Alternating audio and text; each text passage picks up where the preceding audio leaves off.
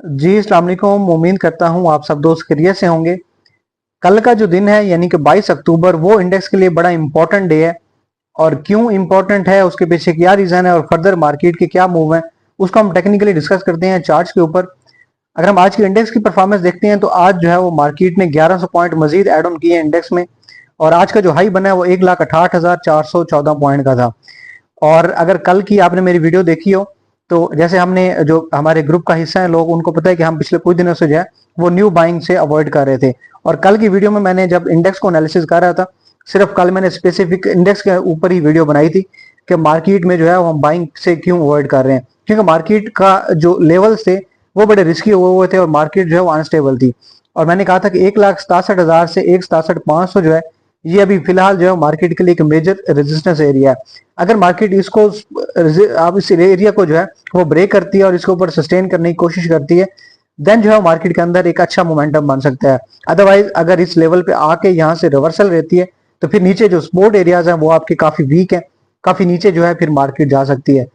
और आज जो है अल्हम्दुलिल्लाह जो मार्केट ने ना सिर्फ उस लेवल को ब्रेक किया और 1,68,414 का हाई लगाया, यानी कि 1,67,500 को ब्रेक भी किया और क्लोजिंग भी जो है 1,67 के ऊपर दी है। अब चूंकि मार्केट ने अपनी क्लोजिंग ही रेजिस्टेंस से ऊपर दे दी है, तो इसका मतलब जो कल का दिन है, जो आने वाला दिन है, वो मार्केट के लिए एक अच्छा दिन होना चाहिए। तो वो किस हद तक अच्छा होगा, मार्केट कहाँ तक जा सकती है, वो मैं जब चार्ट को डिस्कस करता हूँ तो आप लोगों को जो है वो मैं एग्जैक्ट लेवल्स बताऊंगा कि फर्दर जो है वो मार्केट के लिए क्या लेवल बन सकते हैं, रेजिस्टेंस कहाँ पे और सपोर्ट मार्केट की जो है वो कहाँ पे बनेगी। अच्छा, आप लोग अगर मार्केट की न्यूज और खबरों से, डेटा वगैरह से अपडेटेड रहना चाहते हैं तो उसके लिए सरमायाकारी की कम्युनिटी बनी हुई है व्हाट्सएप के ऊपर। आपको डिस्क्रिप्शन में इस वीडियो के डिस्क्रिप्शन में लिंक मिल जाएगा। सिंपली आपने उस पर क्लिक करना है और आप हमारी कम्युनिटी का मेंबर बन जाएंगे। यहाँ पे आपको क्या मिलेगा, आपको हर तरह की रिसर्च रिपोर्ट, आपको कंपनीज के बारे में कोई एनालिसिस रिपोर्ट आती है, कंपनीज के बारे में न्यूज है या इंडेक्स के बारे में या मार्केट के रेलिवेंट कोई भी न्यूज आती है तो वो आपको यहाँ पे मिलेगी। किसी कंपनी ने रिजल्ट अनाउंस किया तो उस रिजल्ट की जो है वो सारी डिटेल यहाँ पे मिलेगी। इस मतलब कि मार्केट के बारे में जितना भी डेटा है आपको यहाँ पे मिल जाता है। तो सिंपली आपने लिंक पे क्लिक करना है और आप हमारी कम्युनिटी का हिस्सा बन जाएंगे। अगर हम रिजल्ट की बात करें तो पीटीसी का आज रिजल्ट था और कंपनी ने 1 बिलियन का लॉस पोस्ट किया है। और इस इतने बड़े लॉस के बावजूद भी जो है वो कंपनी आज अपर कैप पे थी। उसके पीछे क्या रीजन थी वो मैं आगे चल के बताता हूँ आपको। लेकिन अगर हम रिजल्ट को रिव्यू करें तो सेम पीरियड के अंदर लास्ट ईयर जो कंपनी का जो प्रॉफिट था आफ्टर टैक्सेशन वो तकरीबन 1 बिलियन का था। और अभी सेम एक साल के बाद जो है वो कंपनी का जो प्रॉफिट था वो भी सारा जीरो हो गया और 1 बिलियन के करीब जो है वो कंपनी लॉस में चली गई। इतने बड़े लॉस को बुक करने के बाद भी कंपनी की शेयर प्राइस अपर कैप पे थी। उसके पीछे रीजन क्या है वो हम देखते हैं कि कंपनी ने जो है वो पीटीसीएल ग्रुप ने पार्टनरशिप की है सी क्वींस नाम की कंपनी के साथ, जिसमें वो लोग क्या करने लगे हैं कि पूरे पाकिस्तान के अंदर जितने भी एंटरप्रेन्योर्स हैं उनके लिए जो है वो सी पास नाम से जो है एक फैसिलिटी इंट्रोड्यूस करने लगे हैं। अच्छा, इससे पहले अगर हम देखते हैं तो यूफोन को ये लोग ऑलरेडी परचेज कर चुके हुए हैं।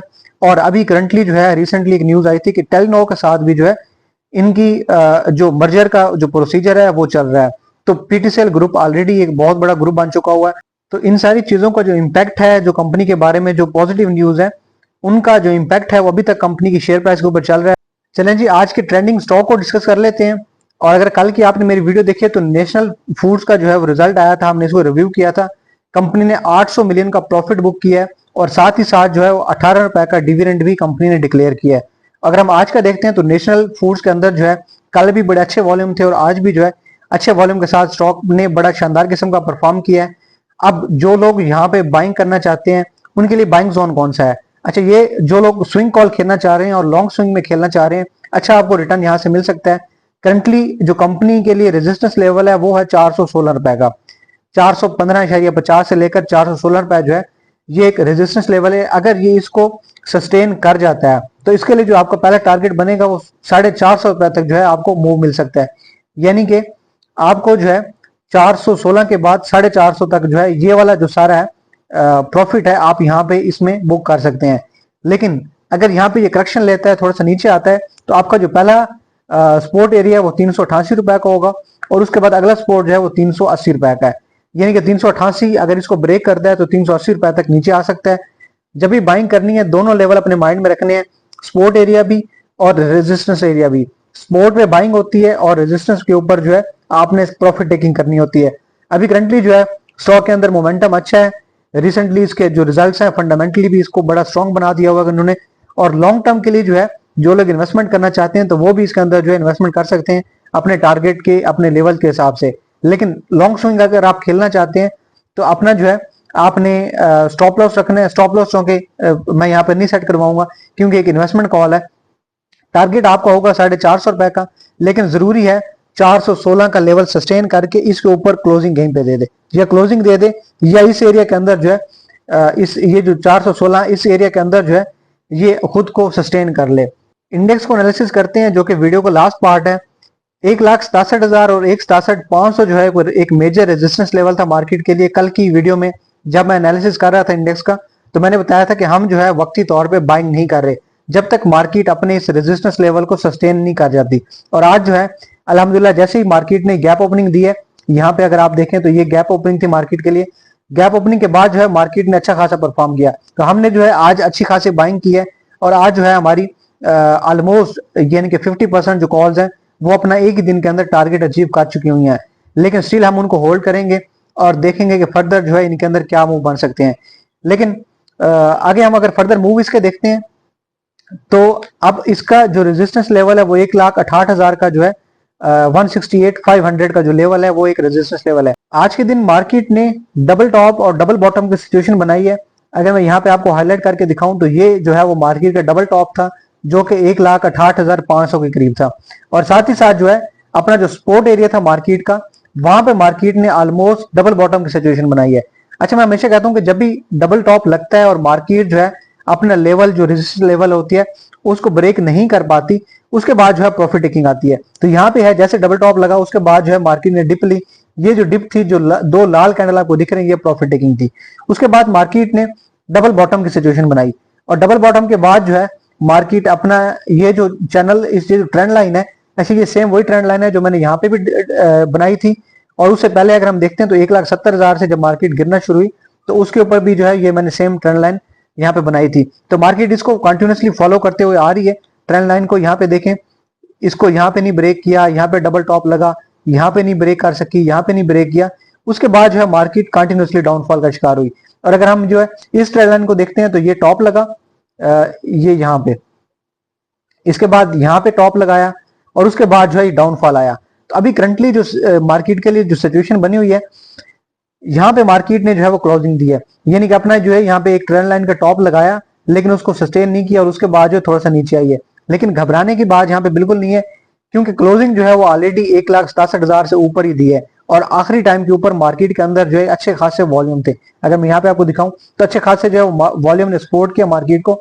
अब कल का जो मार्केट की ओपनिंग हो सकती है वो एक पॉजिटिव ओपनिंग हो सकती है, और वो कैसे कि मार्केट क्या करे कि मार्केट ये जो ट्रेंड लाइन है इसको ब्रेक करके इसके ऊपर आपको ट्रेड करवाए। ये एरिया जो ये एरिया बनेगा ये मार्केट यहाँ पे जो है वो मूव कर सकती है, लेकिन जरूरी है इस लेवल को सस्टेन करना जो कि 1,68,500 है।